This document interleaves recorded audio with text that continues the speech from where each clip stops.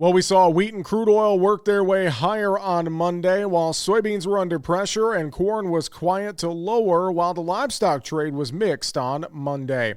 You're listening to the American Ag Network. I'm Jesse Allen with this closing market update for Monday, April 13th.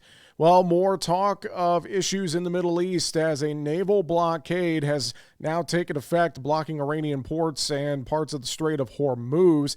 That helps send some war premium back into crude oil and in the wheat trade on the day. Monday, as by and large, these markets have kind of been in a wait-and-see mode, and outside of some of that geopolitical volatility, that seems to be the case here as we start the new week. Soybeans were under pressure, maybe some intermarket spread action happening with beans, meal, and oil, but we did see old crop soybean contracts lead the way lower, while the corn market was largely quiet on Monday's session, leaking a little bit below unchanged across futures as we got to the close of trade on Monday afternoon.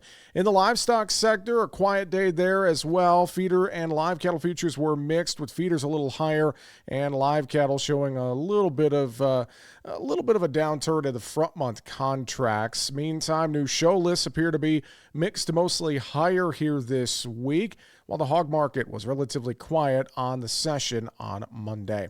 Final numbers: May corn down 3/4, 440 and a quarter. May soybeans down 13 and a half at 1162 and a quarter. July Chicago wheat up 10 and a half, 591 and a quarter. July Kansas City wheat, that was up 11 and a half, 616 and a half. With July Minneapolis spring wheat up 12 and a quarter, 639 and a quarter. Live cattle April down 112 on Monday, 250.65. April feeder cattle up 32, 374.47, and we saw April lean hogs down 22 at 90.50 on the day Monday. That's a recap of how the markets closed on Monday, April 13th. For the American Ag Network, I'm Jesse Allen.